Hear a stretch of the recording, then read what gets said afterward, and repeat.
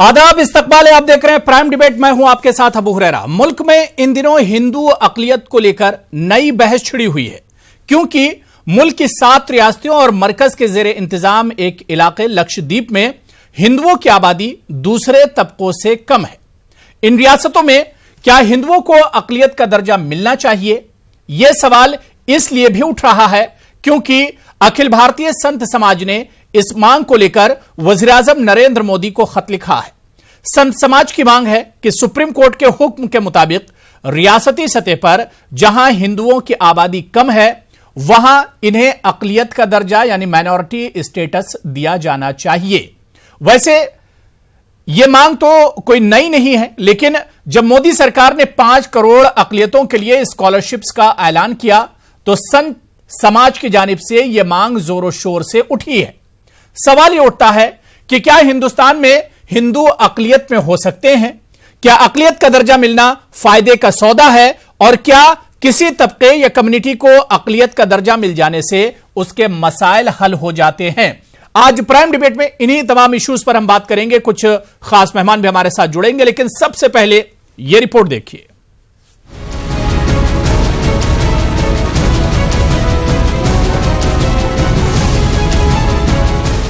हिंदू अकलियत को लेकर मुल्क में एक नई बहस छिड़ गई है। दरअसल ईद के मौके पर 5 करोड़ अकलियती तलबा और तालिबात को स्कॉलरशिप की शक्ल में मरकज का तोहफा साधु संतों को हजम नहीं हो रहा है। अखिल भारतीय संत समिति ने मरकज से पूछा है कि इनके नजदीक अकलियत की तारीफ क्या है। साधु संतों का कहना है कि मुल्क की 8 ऐसी रियासतें हैं जहां हिंदू अकलियत में है, तो क्या इन रियासतों में हिंदुओं को अकलियत माना जाएगा और इन्हें अकलियतों वाले हुकूक हासिल होंगे?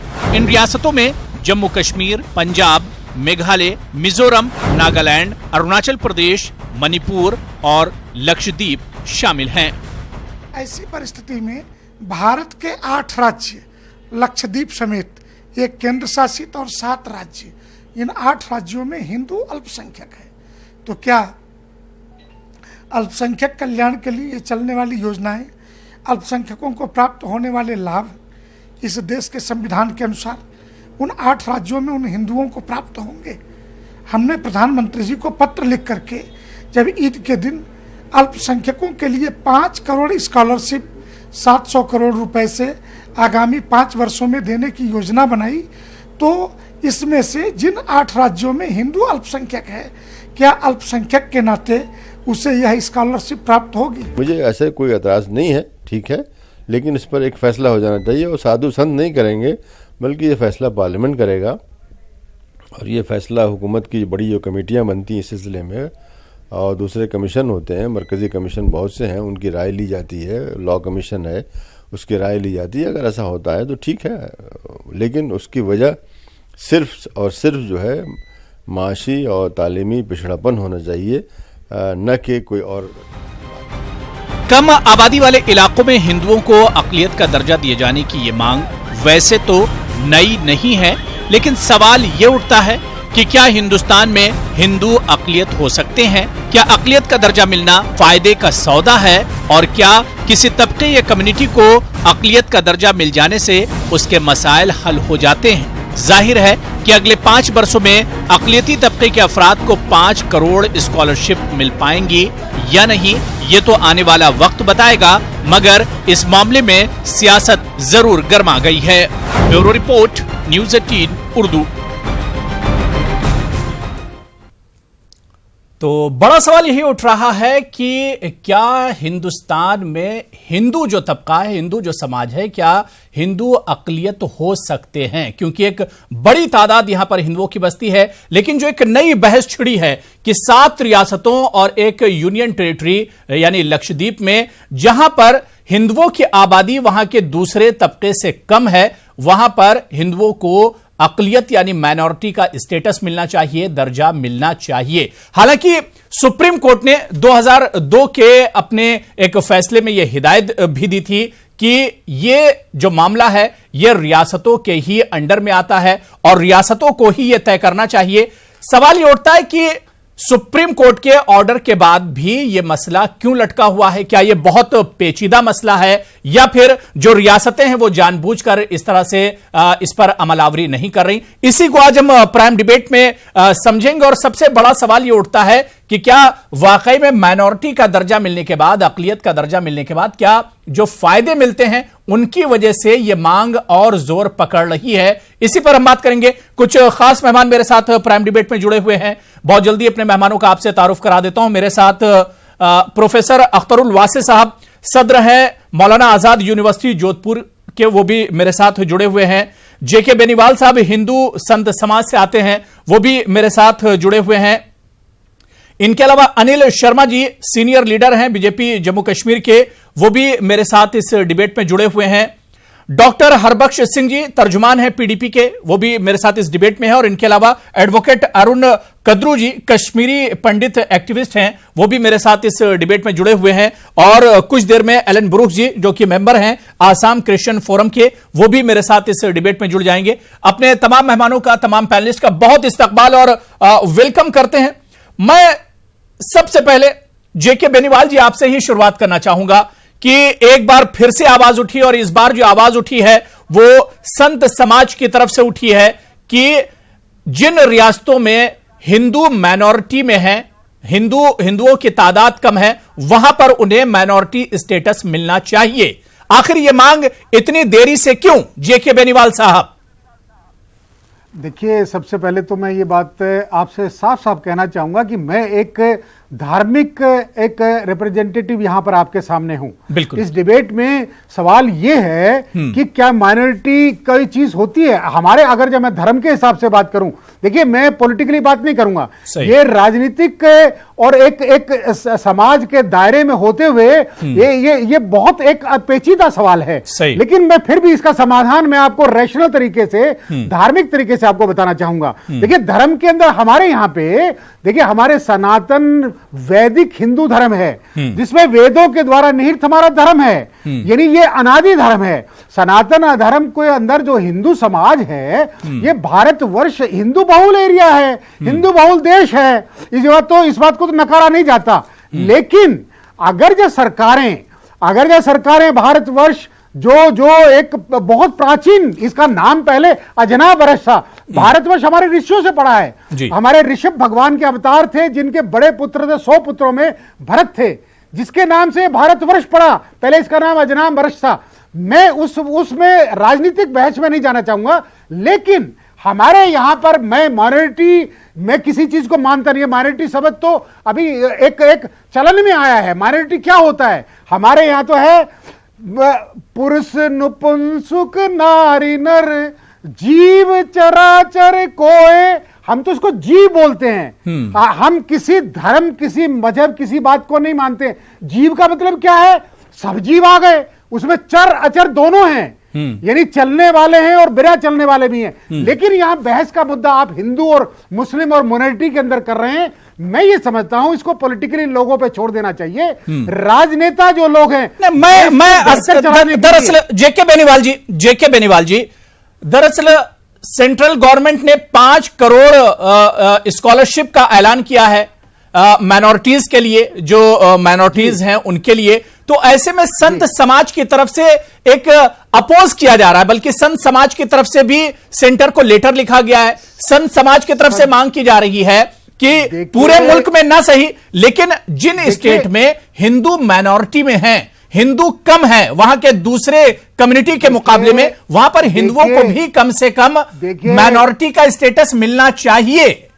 यह मांग की है संत समाज ने। नहीं, मांग संत समाज ने सही मांग की है। मांग का सवाल नहीं है। सवाल यह है कि अगर जब आप कश्मीर में जाके देखें वैली में, तो वहां तो एक ही समाज रह गया, वहां तो पंडितों को तो निकाल दिया गया। लेकिन अब दोबारा से सरकार उनको स्थापित करने जा रही है, उसको भी ध्यान में देखिए। अब अगर जब सरकार की बात में कहूं तो सबका साथ सबका विकास, लेकिन तीसरा चीज जुड़ गया है विश्वास का।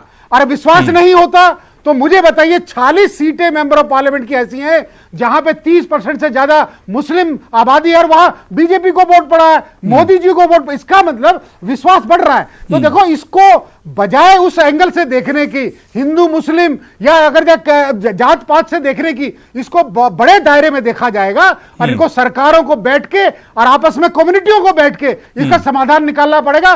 बड़े साधु संतों को क्या, दोनों तरफ से धर्म गुरुओं को बिठाइए ना, फिर ये माइनॉरिटी का मसला ही हल हो जाएगा। ये राजनीति हो रही है, इस राजनीति को बंद करना पड़ेगा, तब जाके दोनों तरफ का मसला हल हो पाएगा। ठीक है। मैं मेरे साथ, जैसे कि मैंने बताया था, एलन ब्रूक्स जी मेंबर हैं आसाम क्रिश्चियन फोरम के, वो भी मेरे साथ जुड़े हुए हैं, और इनके अलावा एडवोकेट अरुण कांद्रू जी, कश्मीरी पंडित एक्टिविस्ट हैं, वो भी मेरे साथ जुड़ गए। आप दोनों लोगों का भी बहुत इस्तकबाल और वेलकम हम करते हैं। मैं अख्तरुल वासे साहब आपसे समझना चाहूंगा कि यह मसला जाहिर सी बात है कि पहली बार नहीं उठा, इससे पहले भी यह मांग उठी है कि जिन रियासतों में हिंदू तबके की तादाद कम है वहां पर हिंदुओं को माइनॉरिटी स्टेटस मिलना चाहिए, अकलियत का दर्जा मिलना चाहिए। कैसे इसे आप देखते हैं? सुप्रीम कोर्ट ने भी कह दिया कि यह रियासत से जुड़ा हुआ मसला है और रियासती सरकारों को इसे देखना चाहिए।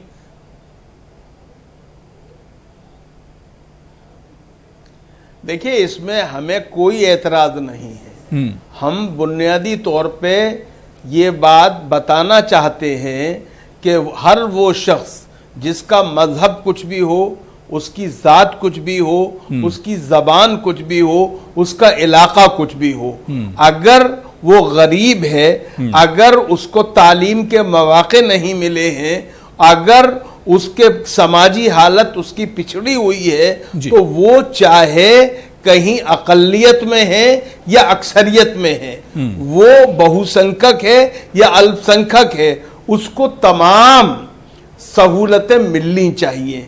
ये सरकार की जिम्मेदारी है, ये धर्म का सवाल नहीं है, ये बुनियादी तौर पर मुल्क में चलाने वाले जो हैं उनका फैसला है। और याद रखिए कि हिंदुस्तान जैसे बहुधर्मीय मुल्क में, जो मजहबी तकसीरियत का मुल्क है, इसके अंदर इस तरह के फैसले जो हैं नज़्म व नस्र से मुताल्लिक हो या लोगों की तालीम से मुताल्लिक हो, इक़्तिसादी तरक्की से मुताल्लिक हो, समाजी मवाक़े से मुताल्लिक हो, ये इसका फैसला क्या मैं धर्म गुरु नहीं करेंगे, मजहबी रहनुमा नहीं करेंगे, बल्कि जिन लोगों को हमने चुन के भेजा है वो अपने हकाइक की बुनियाद पर, जो उनके पास इत्तलाआत हैं, उनके पास जो डेटा है, उसकी बुनियाद पर फैसला करेंगे। इसलिए मैंने जैसे पहले भी कहा, मैं फिर कहता हूं, इस 5 करोड़ जो स्कॉलरशिप का फैसला हुआ है, यह बुनियादी तौर पर अकलियतों के लिए हुआ है, और अकलियतों में सिर्फ मुसलमान नहीं आते हैं, इस बात को भी नहीं भूलना चाहिए। उसमें ईसाई भी आते हैं, उसमें बुद्धिस्ट भी आते हैं, उसमें सिख भी आते हैं, उसमें क्रिश्चियन, उसके अंदर पारसी भी आते हैं, उसके अंदर जैनी भी आते हैं।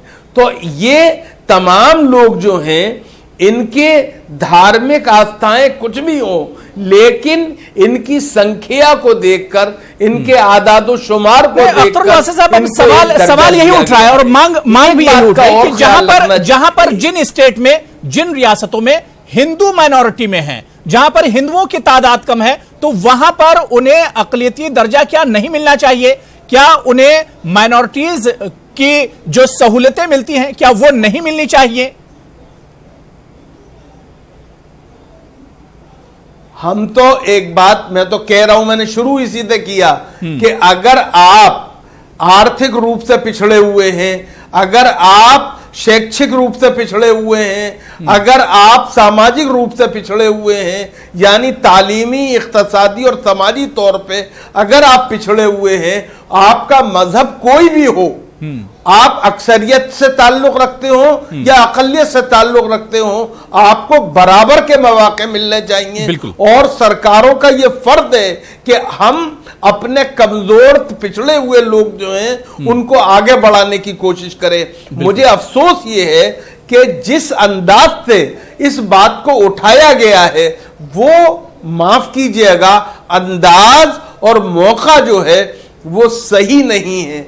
आप हक के लिए, मुसावात के लिए सबके लिए लड़ाई लड़ें, हम आपके साथ खड़े होंगे, लेकिन किसी एक समुदाय विशेष, किसी एक मखसूस तबके और या तबकात को लेकर अगर सरकार ने कोई फैसला किया है तो उस पर हमें मजहबी बुनियादों पर कोई आपत्ति नहीं होनी चाहिए, एतराज नहीं होना चाहिए, बल्कि मजहबी रहनुमाओं का, धर्म गुरुओं का फर्ज ये है कि वो इंसाफ के लिए लड़ाई लड़े। बिल्कुल। एलन ब्रुक्स जी, मैं आपके पास आना चाहूंगा। जो मांग उठी है कि जहां जहां जिन जिन स्टेट में माइनॉरिटीज, हिंदू की तादाद कम है, माइनॉरिटी में है, क्या वाकई में वहां पर नहीं आपको लगता है कि हिंदुओं को भी स्टेटस मिलना चाहिए माइनॉरिटी का?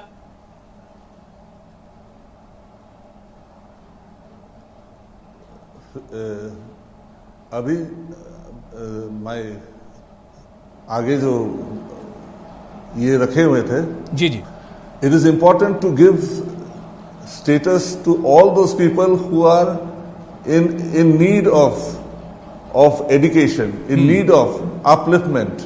It should not be a religious issue. And when the constitution looks into the matter, it is a constitutional matter. बिल्कुल. And it is very rightly been sent to the National Commission for Minorities to look into the matter. So, reservation, or when we are talking about status, it should be based on on people who are below the poverty line, people who are needing help, and people who need to be brought above the poverty line. It should not be on the basis of religion or anything. And if a person who is a Hindu and who is in need of being uplifted socially, economically, or through education, he should be given a chance. There's no doubt about that. बिल्कुल बिल्कुल, जाहिर सी बात है कि समाज में तमाम तबकों को एक साथ देखना चाहिए, और खासतौर से जिस इलाके में और जिस एरिया में जहां पर भी जो पिछड़े हुए हैं, जो अकलियत में हैं, उनका जाहिर सी बात है कि खासतौर से ख्याल रखा जाना चाहिए। मैं डॉक्टर हरबख्श जी आपके पास आना चाहूंगा। मुझे याद है कि जम्मू कश्मीर में जब पीडीपी और बीजेपी की सरकार थी, उस वक्त सुप्रीम कोर्ट में जो हलफनामा या सुप्रीम कोर्ट के हलफनामे का जो जवाब दिया था महबूबा मुफ्ती जी ने, उनकी सरकार ने, उस वक्त कहा गया था कि हिंदू यहां पर माइनॉरिटी नहीं है, माइनॉरिटी नहीं हो सकते हैं जम्मू कश्मीर में, जबकि मुसलमानों के मुकाबले में हिंदुओं की तादाद जम्मू कश्मीर में कम है। हरबख्श जी। जी, सबसे पहले अबू हुरैरा जी, मैं वेलकम करूंगा जो ये 5 करोड़ की स्कॉलरशिप माइनॉरिटीज को दी गई, और ये जो बेसिकली इसका मकसद माइनॉरिटीज का नहीं है, जैसे कि और भी पैनलिस्टों ने अभी बात की। सच्चर कमेटी की रिपोर्ट के हिसाब से एक डाटा बना, एक एदाद-ओ-शुमार जमा हुआ कि हमारी सोसाइटी में पिछड़े हुए लोग कौन से हैं, और वो उस चीज को कि उस नाबराबरी को पूरा करने के लिए गवर्नमेंट ऑफ इंडिया ने एक बड़ा अच्छा स्टेप, सच्चर कमेटी की रिपोर्ट भी थी, और भी कमेटियां और भी चीजें थी, एदाद-ओ-शुमार में उसमें किया गया कि 5 करोड़ लोगों को। और जो डिमांड इस वक्त आ रही है कि कुछ स्टेटों में हिंदूज माइनॉरिटी है, उनको मैं बिल्कुल सपोर्ट करता हूं कि अगर कहीं पे वही एदाद-ओ-शुमार आता है कि वहां की माइनॉरिटीज भी पिछड़ी हुई है, उनको भी पूरा हक है, गवर्नमेंट को उनका भी टेक केयर करना है, क्योंकि हमने समाज में बराबरी करनी है, और इसको मजहब की बुनियाद पे या अकलत की बुनियाद पे नहीं देखना है। सबसे बड़ी बात वो है। और जो आपने बात कही कि क्योंकि ऑलरेडी यहां 370 है, और 370 में जो कश्मीर में मुसलमानों को उस वक्त जो मेजॉरिटी स्टेट थी, एक वजीफे के तौर पे उस वक्त गवर्नमेंट ऑफ इंडिया ने एक एग्रीमेंट में इन यहां की जो मेजॉरिटी कम्युनिटी है, मुस्लिम कम्युनिटी को कोई मोर देन 80% की जो पॉपुलेशन थी, उसको इंडिया का 2% माइनॉरिटी में शमूलियत की एक वजीफा रखा गया, उस वक्त एक एग्रीमेंट हुआ है। तो वो एक अलग डिफरेंट इशू है। जो इस वक्त का इशू है, इसमें हमें कोई भी आपत्ति नहीं है कि अगर जिस स्टेट में माइनॉरिटी में हिंदू है या सिख है, क्रिश्चियन है, उनको उसी आधार पे, जैसे कि सच्चर कमेटी ने रिपोर्ट दी थी, या स्टेटें वहां पे देखें कि पिछड़ा वर्ग कौन सा है और कितना वो तालीमी तौर पे पिछड़े हैं, उनको पूरा फायदा मिलना चाहिए और पूरा हक मिलना चाहिए, क्योंकि इसको मजहब की बुनियाद पे बिल्कुल नहीं देखा जाना चाहिए और मुल्क की सालमियत के तौर पे देखा जाना चाहिए। अरुण कांद्रू जी आपके पास आना चाहूंगा। अरुण कांद्रू जी, क्या आपको नहीं लगता है कि जम्मू कश्मीर पे अगर हम सिर्फ अभी बात कर लें, बाकी जो स्टेट हैं उन्हें हम अगर छोड़ दें, क्या जम्मू कश्मीर में हिंदुओं की जो तादाद है उनकी तादाद कम है मुसलमानों के मुकाबले में, क्या इन्हें यहां पर माइनॉरिटी का दर्जा नहीं मिलना चाहिए, स्टेटस नहीं मिलना चाहिए? हालांकि इससे पहले जो सरकार थी उस सरकार में पीडीपी और बीजेपी दोनों शामिल थी, लेकिन उस वक्त भी इस पर कदम नहीं उठाया गया।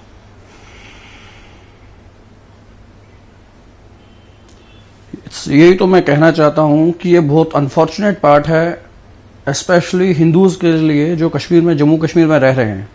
जबकि जम्मू कश्मीर में हिंदुओं की तादाद सिर्फ इस टाइम 32% है, 68.30% है मोमडन्स की तादाद यहाँ पे, जिसको हम माइनॉरिटी का कह रहे हैं। उनकी तादाद ऑलरेडी ज्यादा यहाँ पे एग्जिस्ट कर रही है, दैट इज इक्वल टू 68.3%।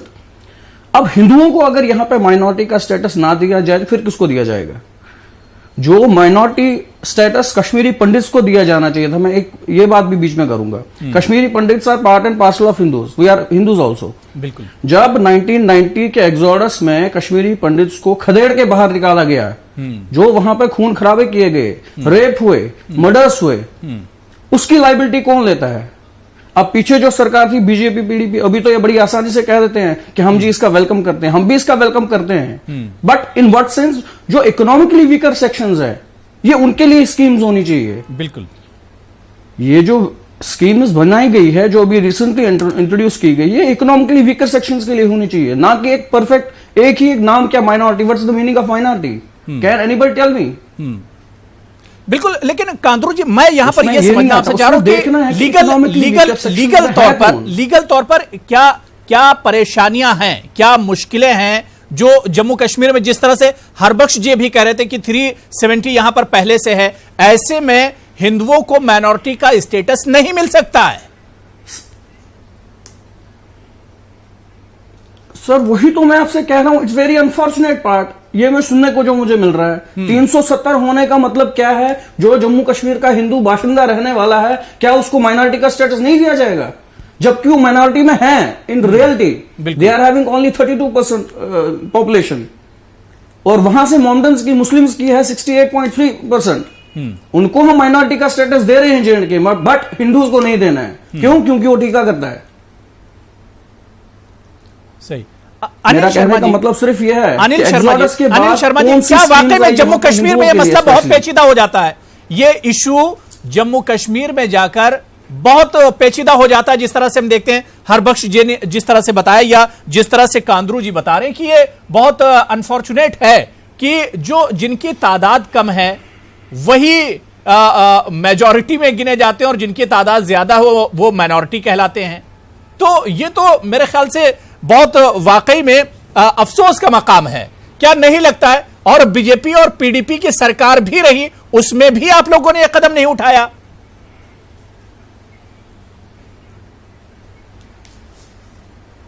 देखिए अबू जी, ऐसा है कि रियासत जम्मू व कश्मीर से मैं सबसे पहले मैं मुबारकबाद देना चाहूँगा गवर्नमेंट ऑफ इंडिया को कि जिन्होंने ये फैसला किया कि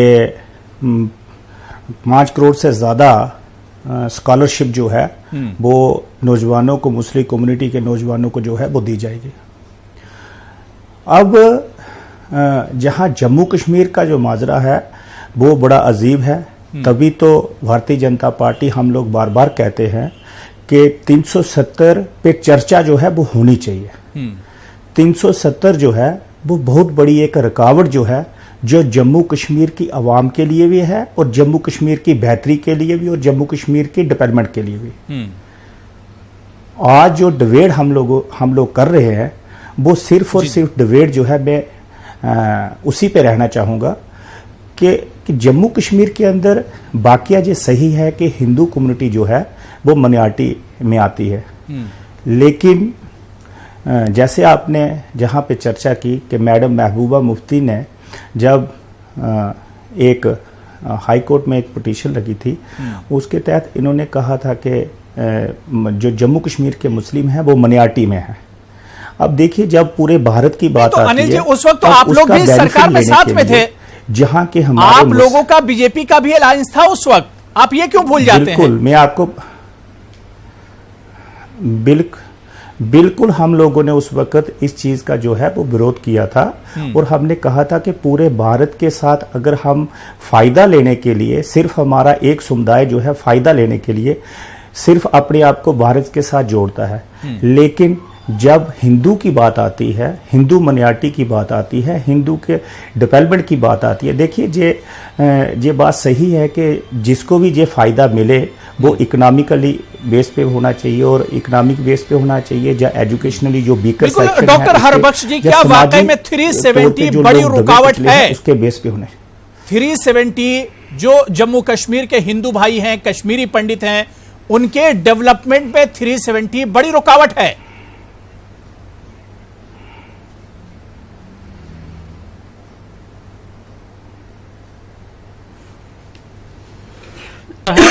और वो कॉन्स्टिट्यूशन के हिसाब से जो ये कहते हैं, महबूबा जी ने उस वक्त एफिडेविट दिया या उन्होंने उसमें किया, ये कोलिशन गवर्नमेंट थी, हमने दिया, बीजेपी और पीडीपी ने कलेक्टिवली दिया और रहा वो कॉन्स्टिट्यूशन के अंडर दिया, वो कोई गैर कानूनी चीज नहीं थी। अगर वो कॉन्स्टिट्यूशन नहीं होता तो वहां पे सुप्रीम कोर्ट उसको एक्सेप्ट नहीं करती। रही सर, सारे करते हैं बड़ी, हम भी जो कश्मीरी, मैं as a PDP spokesperson नहीं, एज ए सिख भी बात करूंगा, हम तो माइक्रोस्कोपिक माइनॉरिटी है, हमारे तो 0.1% है, माइक्रोस्कोपिक माइनॉरिटी है।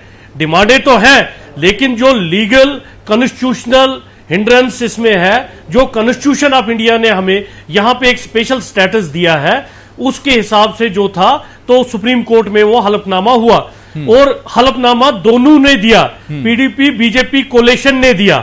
चीफ मिनिस्टर इंडिविजुअल हलफनामा नहीं देती है, ये गवर्नमेंट होता है।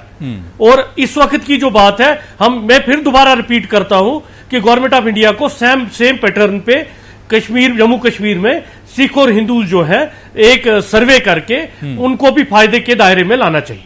बिल्कुल, चलिए यहां पर छोटा सा ब्रेक ले लेते हैं, लेकिन ब्रेक के उस पार जो अहम मसला है कि क्या अकलियत के दर्जे में हिंदुओं से नाइंसाफी हो रही है। जिन रियासतों में हिंदू अकलियत में है, माइनॉरिटी में है, क्या वाकई में उन रियासतों में फायदा नहीं मिलना चाहिए? और इस हालत में जब सुप्रीम कोर्ट ने कह भी दिया है, हिदायत दी है कि जो रियासती सरकारें हैं वो इस मसले को सुलझाएं, ऐसे में क्या वाकई में इन रियासतों में जहां पर हिंदुओं की तादाद कम है, वाकई में इनके साथ नाइंसाफी हो रही? इसी पर हम चर्चा करेंगे छोटे से ब्रेक के बाद। तो प्राइम डिबेट में आज हम बात कर रहे हैं कि क्या हिंदुस्तान के हिंदू जो हैं, क्या वो भी माइनॉरिटी स्टेटस उन्हें भी मिलना चाहिए? क्या उन्हें भी अकलियत का दर्जा मिलना चाहिए? और सबसे बड़ा सवाल यहां पर यह उठता है कि जिन 8 रियासतों में हिंदुओं की तादाद कम है, क्या वहां पर उन्हें अकलियत का दर्जा नहीं मिलना चाहिए? क्या उन्हें भी माइनॉरिटी स्टेटस मिलने के बाद जो फायदे होते हैं वो एक तरह से नहीं मिलने चाहिए? क्या अनदेखी की जा रही है इन रियासतों में हिंदुओं के साथ? इसी पर प्राइम डिबेट में आज हम बात कर रहे हैं। मैं अख्तरुल वासिफ साहब आपके पास ही आना चाहूंगा कि चाहे हम अपने आइन की बात कर लें या दूसरी तरह से अगर हम देखें कॉन्स्टिट्यूशन या खासतौर से माइनॉरिटी जो वर्ड है, जो अकलियत का जो वर्ड है, उसके डिफिनेशन जो है वही एक तरह से मुबहम है, वही एक तरह से क्लियर नहीं है कि कौन माइनॉरिटी होंगे और कौन मेजॉरिटी होंगे।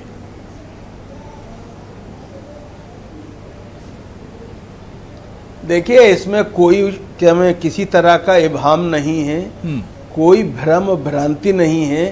एक बात बिल्कुल साफ है कि वो लोग जो अपनी संख्या के एतबार से कम हैं, सामूहिक रूप से, इज्तमाही रूप से पूरे मुल्क में उनको अक़लियत का दर्जा दिया गया है। इस मुल्क में अक्सरियत जो है वो हिंदुओं की है और 80% के करीब है। बकिया उसमें मुसलमान हैं, उसके बाद ईसाई हैं, सिख हैं, पारसी हैं, बुद्धिस्ट हैं। हमें ये नहीं बोलना चाहिए कि आप एक अक्सरियत को अक़लियत में शुमार करा के उसकी कोई खिदमत करने नहीं जा रहे हैं, बल्कि आप डिग्रेड करने जा रहे हैं। मेरी अपनी जाती राय ये है, लेकिन जिसको मैं शुरू से कह रहा हूं कि जो मजबूर हैं, नहीं, जो एक बात सुनिए, जो कमजोर हैं माली एतबार से, बिल्कुल आपकी दलील बहुत सही है अख्तरुल वासी साहब, आपकी दलील बहुत सही कि जो कमजोर हो उस हिसाब से उनके साथ उनका सपोर्ट किया जाना चाहिए। लेकिन यहां अगर हम कॉन्स्टिट्यूशन के हिसाब से, आइन के हिसाब से, कानून के हिसाब से अगर हम देखते हैं तो सुप्रीम कोर्ट, हमारा सुप्रीम कोर्ट कहता है कि यह मसला रियासती सरकारों को देखना चाहिए, रियासती सतह पर यह मसला देखना चाहिए। और अख्तरुल वासी साहब, जब हम रियासती सतह पर जाते हैं तो हिंदुस्तान की 8 रियासतों में हिंदुओं की तादाद कम है, माइनॉरिटी में है ये।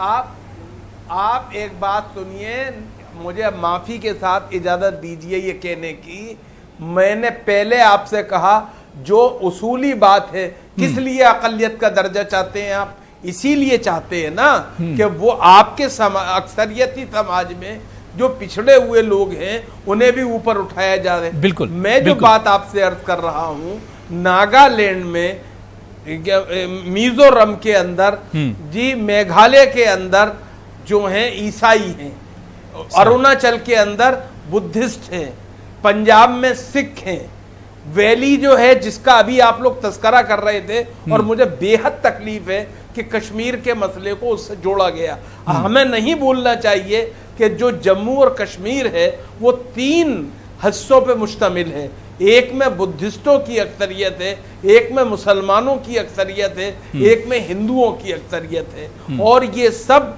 बुनियादी तौर पर एक तरह से हमारे सर के ताज हैं जो कि मिलजुल के रहते आए हैं। बीच में ऐसे हालात पैदा किए गए जिसके लिए हमारा पड़ोसी मुल्क और उससे जुड़ी हुई तंजीमें भी जिम्मेदार हैं, लेकिन हमें इस तरह की बहस से गुरेज और परहेज करना चाहिए। और हमें कश्मीरी पंडित जो हैं वो भी उतने अजीज हैं जितने के कश्मीर के वैली के मुसलमान अजीज हैं। हम बुनियादी तौर पर कश्मीर में कश्मीरियत और कश्मीरी दोनों को देखना चाहते हैं, इस बात का हमें ख्याल रखना चाहिए। हम फिर कहते हैं, आप एक अक्सरियत को अकलियत बनाने की किसी साजिश का हिस्सा मत बनिए, इसलिए कि हिंदू जो इस मुल्क में है वो बुनियादी तौर पे इस मुल्क की शान है, आन है, बान है, पहचान है। आप सिर्फ इस बुनियाद पे कि वो कहीं कम है आप उसे अकलियत मत बताइए, क्योंकि वो हमारी वो अक्सरियत है जो उदारवादी भी है और जो बुनियादी तौर पर एक मजहबी, तहजीबी, सकाफती, लिसानी एतबार से इंतहाई मुतमव्विल, इंतहाई साहिब। बेनीवाल जी, जेके बेनीवाल जी, क्या वाकई में माइनॉरिटीज को जो फायदे मिलते हैं, माइनॉरिटी होने के नाम पर जो फायदे मिलते हैं, क्या इसी की वजह से इन रियासतों के हिंदू भी चाहते हैं कि उन्हें भी फायदा मिलना चाहिए, हालांकि मुल्क में मेजॉरिटी में है हिंदू? अबू भाई, बिल्कुल फायदा मिलना चाहिए, हिंदू हो या कोई भी हो। देखिए जी, देखिए नहीं, आप देखिए, आपको इस बात को समझना होगा, पूरी दुनिया में 11 धर्म हैं इस समय। 3 धर्म बाहर हैं, एक धर्म जापान में शिंतो है, 2 चाइना में कन्फ्यूशियन और लाओस की ताओ धर्म, और तो बाकी 8 धर्म हमारे हिंदुस्तान में है। सनातन वैदिक हिंदू धर्म, इस्लाम धर्म, पारसी धर्म, यहूदी धर्म और सिख धर्म, जैन धर्म, बौद्ध धर्म और क्रिश्चियन धर्म। जब 8 धर्म हमारे देश में हैं तो मैं ये नहीं कह रहा हूं कि मेरे हिंदू भाई माइनॉरिटी जहां पर वहां पे मिलना चाहिए, बिल्कुल मिलना चाहिए, और इज्जत शान के साथ मिलना चाहिए। लेकिन मैं ये भी नहीं कह रहा हूं वो 5 करोड़ अगर स्कॉलरशिप दी गई है तो वो नाजायज है, गलत है, लेकिन जाति किसी के साथ नहीं होना चाहिए। हमारे देश में हमारे कश्मीरी पंडित अपने देश में रिफ्यूजी बन के रह रहे हैं, ये बड़ी शर्म की बात है। शर्म की नहीं, हमारे लिए तो डूबने की बात है। लेकिन ये बात को ध्यान में रखना होगा, सरकारों ने ही किया था ये। 70 साल की सरकारों का जो नतीजा है कि आपस में लड़ाओ और राज करो, और बाहर के विदेशी लोग आके वो हमारे बच्चों को पत्थर दे रहे हैं, पत्थर से सुलगा रहे हैं उस कश्मीर वैली को। हमारा आम मुसलमान कहाँ है? आम मुसलमान नहीं चाहता, आम हिंदू नहीं चाहता इस देश में। जैसे अभी तकरीर कर रहे थे हमारे भाई, वो बिल्कुल सही कह रहे हैं, आन बान शान हिंदू क्या है? अरे एक बाजू हिंदू है तो एक मुसलमान है, दो बाजू हैं हम लोग, इस बात को मानना पड़ेगा। लेकिन वो जो अलगवादी है, पत्थर उठा के बाहर आ रहे हैं, आज उनको देखना होगा। और मैं ये समझता हूं कि आज अगर जब मोदी जी की सरकार आई है, उनके साथ मुसलमानों का भी हाथ है, और उसको सरेआम, वो बिल्कुल सरेआम कह रहे हैं मुस्लिम भाई कि हम मोदी जी आपके साथ है, आप आगे बढ़िए, देश को आगे बढ़ाइए। और अनिल शर्मा जी, मैं आपके पास आना चाहूंगा कि जिन रियासतों में बीजेपी है, ये जो 8 रियासतें, 8 जो स्टेट हैं, यहां पर जहां जहां बीजेपी है या बीजेपी के कोalition की जो सरकार है, यहां पर बीजेपी कदम क्यों नहीं उठाती है? 2002 में सुप्रीम कोर्ट ने एक ऑर्डर दिया था, उसके बाद से भी तमाम सरकारें सो रही हैं। अनिल शर्मा जी,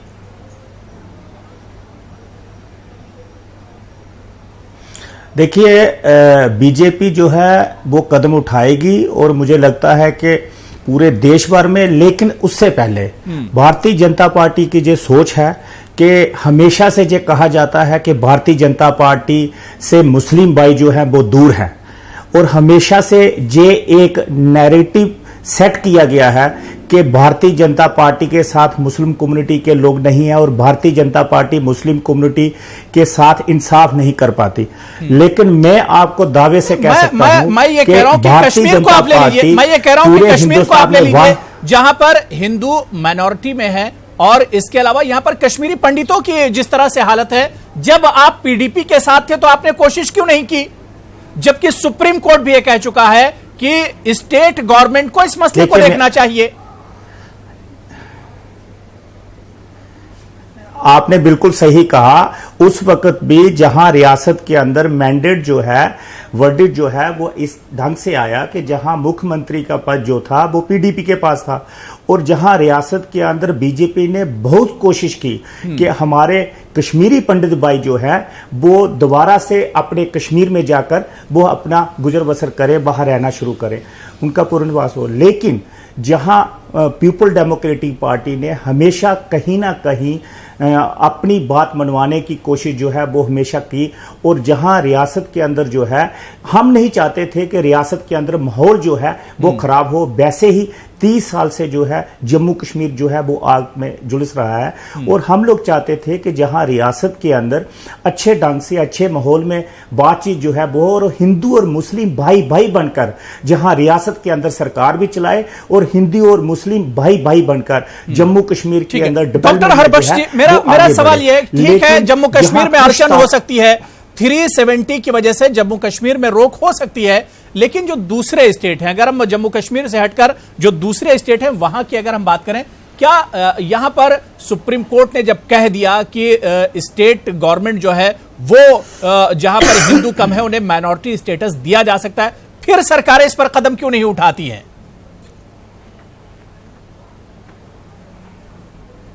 अबू जी, मैंने आपको पहले ही कहा कि ये सच्चर कमेटी की रिपोर्ट थी जिसपे आर्थिक तौर पे पिछड़े हुए लोगों के लिए किया गया।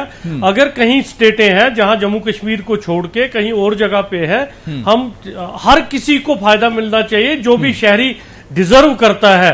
मुझे लगता है कि 2-5 करोड़ जो है उसके अलावा भी इनको देना चाहिए। आर्थिक तौर पे जो पिछड़े हुए लोग हैं उनके लिए भी एक रिजर्वेशन होनी चाहिए। बिल्कुल हरबख्श जी, पंजाब की मिसाल हमारे सामने है, जहां पर पंजाब की मिसाल हमारे सामने, जहां पर पंजाबी जो हमारे भाई हैं वो एक तरह से माइनॉरिटी में, हालांकि मेजॉरिटी में है, लेकिन हमारे कानून के हिसाब से देखिए तो वो माइनॉरिटी में है, जबकि पंजाब में वो मेजॉरिटी में है। क्या इस तरह की रियासतों में हिंदू भाइयों को फायदा नहीं मिलना चाहिए नेशनल माइनॉरिटी का? अबू जी, नेशनल माइनॉरिटी कमीशन ने जो सेट किया है, कानून है, कॉन्स्टिट्यूशन है, वो इनको अपने तरीके से देखना है। मैं तो बाकी स्टेटों के बारे में डिस्कस नहीं कर सकता और मुझे ज्यादा पता भी नहीं है वहां क्या हुआ है। लेकिन जो सच्चर कमेटी ने एक रिपोर्ट बहुत पहले दी थी कि आर्थिक तौर पे वहां दिखाया गया है कि माइनॉरिटीज जो हैं हिंदुस्तान की वो आर्थिक तौर पे बड़ी पिछड़ी हुई है। ये सर्वे है, ये गवर्नमेंट ऑफ इंडिया का सच्चर कमेटी का सर्वे है। और मेरे भाई ने अभी हमारे पैनलिस्ट थे बीजेपी के, उन्होंने बड़ी बात की, बड़ी आसानी से कश्मीरी पंडित को हमेशा ये भेजते हैं। मैं कश्मीरी पंडित जो है, हम भी कश्मीरी हैं, हम भी पंडितों में ही रहते हैं और हमारी वो पार्ट एंड पार्सल है। जो हुआ बहुत बुरा हुआ, और जो ये बात करते हैं रोज रिहेबिलिटेशन की, 6000 नौकरियां मनमोहन सिंह जी के वक्त में आई, आज तक वो फिल नहीं हुई, आज तक वो लटके हुए हैं लोग। उस वक्त के आज 1000 मुलाजिम हमारा कश्मीरी पंडित है, विस्थापित पंडित है, जिनको आज तक रहने की जगह नहीं मिली हुई है।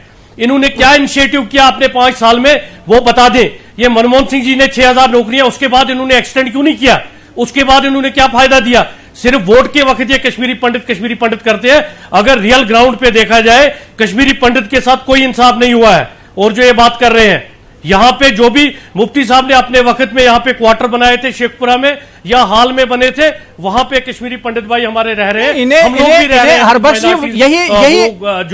यही बात है कि अगर यहां पर हिंदू को माइनॉरिटी का दर्जा दे दिया जाए तो कम से कम वो प्रिविलेज तो मिलेगा, माइनॉरिटीज का प्रिविलेज तो कम से कम मिलेगा कश्मीरी पंडितों को। अबू जी कश्मीरी पंडित जम्मू कश्मीर की शान है, कश्मीर की शान है। हमारी सांझी जो एक परंपरा है उसका बहुत बड़ा हिस्सा है, स्कॉलर है, टीचर है। और उनके बगैर अरुण कांद्रू जी, मैं एक चीज आपसे समझना चाहूंगा, लीगल बात मैं आपसे करना चाहूंगा कि आखिर रुकावट कहां पर आप देखते हैं, किस वजह से? 2002 में सुप्रीम कोर्ट ने कह दिया कि जो रियासती सरकारें हैं, स्टेट गवर्नमेंट है, वो इसे लागू करें, इस पर काम करें। लेकिन हम देखते हैं कि आज 2019 है, 2002 का जो ऑर्डर था आज 2019 है और किसी भी स्टेट में इस पर काम नहीं हुआ। रुकावट कहां पर आप देखते हैं? ये इसमें से मैं आपको एक चीज कहना चाहता हूं कि जो ये रुकावट की बात आ रही है, ये सारी पॉलिटिकल गेम्स के कारण रुकावटें आ रही हैं। अदरवाइज एज पर सुप्रीम कोर्ट डायरेक्शन जो आई थी 2002 में, उसमें कैटेगोरिकली कहा गया था कि स्टेट गवर्नमेंट्स अपना अपना देख ले, वेदर अपना सर्वे करे इस पे प्रॉपर, वेदर माइनॉरिटी में कौन है। और पहली बात, ये माइनॉरिटी नाम क्या है, इनको देखना है डिप्राइव्ड सेक्शंस ऑफ सोसाइटी क्या है, उनकी मदद करनी है। ना कि मैं एज शेड्यूल कास्ट अगर हूं, मैं एज IAS ऑफिसर यूज कर रहा हूं काम, मेरा बेटा उसको अगर वो इकोनॉमिकली साउंड है, फाइनेंशियली साउंड है, so for what he needs financial assistance or any scholarship. Kindly appreciate my point, what I am saying. बिल्कुल, उसको किस चीज की जरूरत है। बाकी जो ये रुकावटें आ रही है 2002 से लेकर 2019 तक, हमें उम्मीद थी कि जो पिछली सरकार हमारी कोalition गवर्नमेंट थी PDP बीजेपी की, उस टाइम पे हमें उम्मीद थी क्या पता कहीं बीजेपी आया हुआ है, बीजेपी की सरकार है इस टाइम कोalition गवर्नमेंट में, क्या पता कहीं ना कहीं हमें बेनिफिट मिल जाए हिंदुओं को। क्योंकि बीजेपी तो खैर हर रिलीजन के साथ है, उनका विकास चाहती है, लेकिन हर हिंदू को ये एक्सपेक्टेशंस थी कि PDP के साथ कोalition सरकार बनाने के बाद कुछ ना कुछ हिंदुओं के लिए अच्छा सोचा जाएगा, लेकिन उसमें भी ये खरे नहीं उतरे। दूसरी बात ये कि जो भी 2002 से लेकर 2019 तक आज की डेट में जो ये सेटलमेंट नहीं हो पा रही है, माइनॉरिटीज का स्टेटस नहीं दिया जा रहा हिंदुओं को, उसका रीजन सिर्फ एक ही है कि पॉलिटिकल गेम्स। क्योंकि जो भी 2002 से लेकर अब तक सरकार आई, एक्सेप्ट पिछली जो टेन्योर गया है, सारी हेडेड बाय आजाद साहब थे, उसमें मुफ्ती साहब थे, उन्होंने तो अपना हिंदुओं के लिए क्या किया उन्होंने आज तक। बाकी रिहेबिलिटेशन की बात कर रहे हैं, 5 साल बीजेपी की सरकार रही, जम्मू कश्मीर में PDP बीजेपी के अलायंस की सरकार रही, उसमें भी ये काम हो सकता था। लेकिन सही बात है कि कहीं ना कहीं इस इशू पर लगातार सियासत होती रही। मैं एलन ब्रूक्स जी, क्या आप समझते हैं कि it's time to Hindus get minority status in state like Mizoram and Nagaland?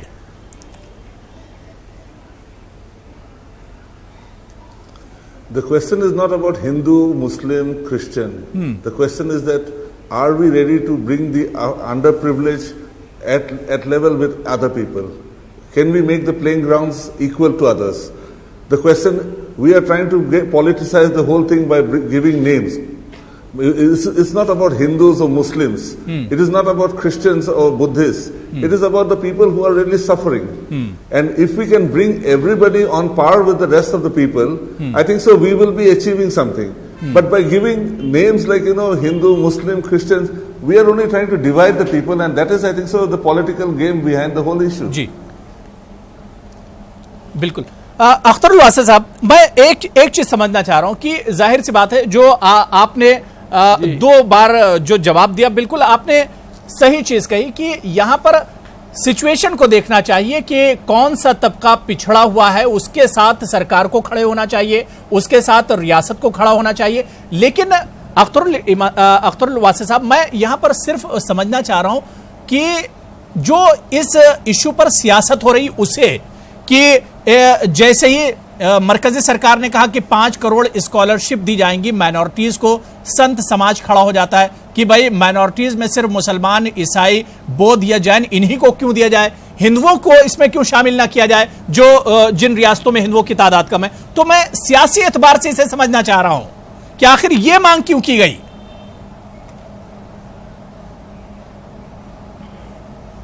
देखिए, असल मामला ये है कि मैं श्री नरेंद्र मोदी की सरकार को सलाम करता हूं, उनकी सराहना करता हूं कि उन्होंने पार्लियामेंट के सेंट्रल हॉल में जो तकरीर की थी अक़लियतों के हवाले से, उसको एक अमली शक्ल देते हुए उन्होंने इस बात को महसूस किया कि एक अक़लियतें जो हैं वो पिछड़ी हुई हैं और उन्होंने 5 करोड़ स्कॉलरशिप का ऐलान कर दिया।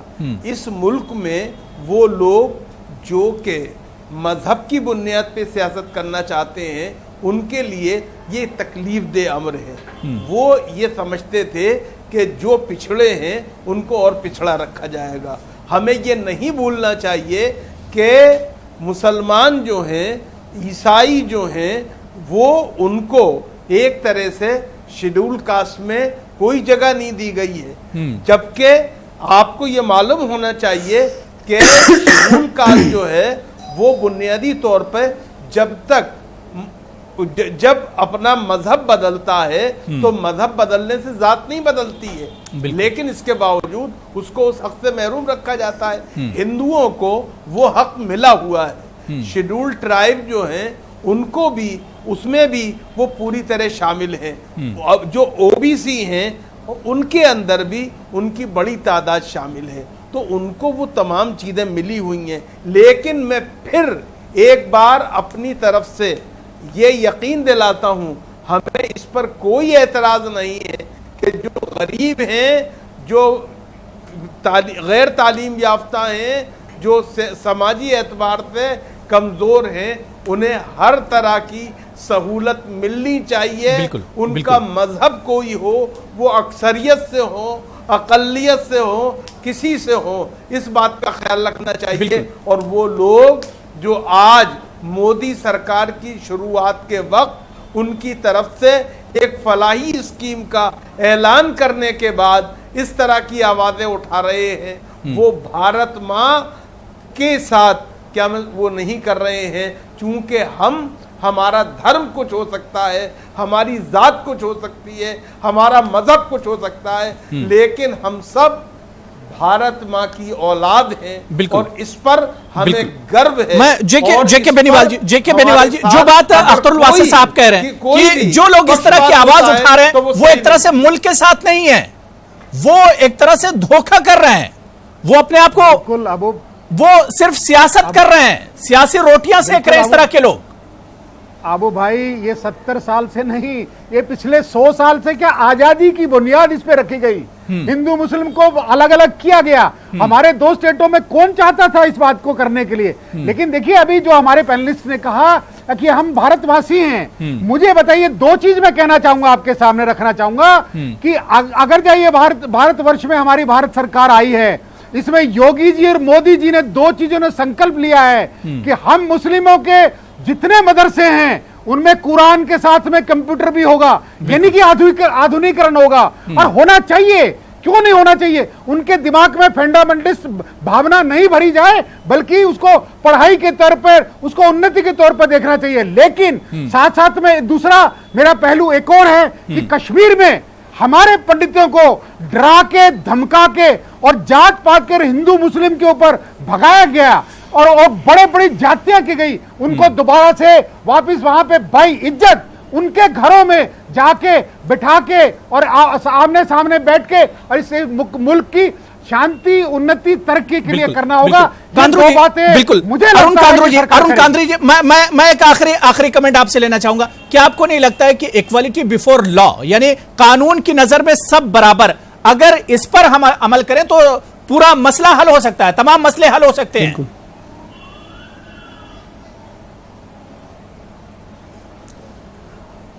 देखिए वो चीज तो सही है कि इक्वलिटी बिफोर लॉ सारी चीजें सही है, लेकिन जो सियासी रोटियां इन चीजों पे सेकी जा रही है उन्हीं के कारण सारी गड़बड़ हो रही है।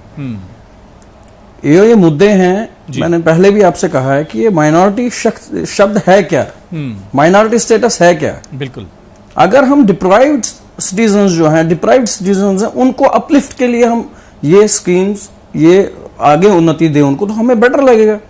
अदरवाइज हम इक्वलिटी बिफोर लॉ तो कानून तो अपना काम कर चुका है 2002 में। जाहिर सी बात है, तमाम पैनलिस्ट ने जो बात कही, सच्चाई भी यही है कि समाज में इस चीज को देखा जाना चाहिए कि कमजोर तबका कौन सा है, उस पे मजहब की सियासत नहीं की जानी चाहिए, मजहब के आईने से उसे नहीं देखा जाना चाहिए। जहां पर हिंदू कमजोर हो उसकी मदद की जानी चाहिए, और जहां पर मुसलमान कमजोर हो उसकी मदद की जानी चाहिए, और जहां पर ईसाई और सिख कमजोर हो वहां पर उनकी मदद की जानी चाहिए और उसे मजबूत किया जाना चाहिए। इस पर सियासत नहीं होनी चाहिए, क्योंकि माइनॉरिटी का या अकलियत का जो वर्ड है, ये वर्ड ही कहीं ना कहीं इसकी जो डेफिनेशन है वही एक तरह से मुकम्मल नहीं है, ना तो हमारे आईन में, ना तो यूएन ने इसे एक तरह से साफ किया है। ऐसे में जरूरत इसी बात की है कि इक्वालिटी बिफोर लॉ, यानी कानून में सबको बराबरी होनी चाहिए, तभी यह मसला बहुत आसानी से हल हो सकता है। बहुत बहुत शुक्रिया प्रोफेसर अख्तरुल वासी साहब, मेरे साथ जुड़ने के लिए, कीमती वक्त देने के लिए। बेनीवाल जी आपका भी बहुत बहुत शुक्रिया। एलन ब्रूक जी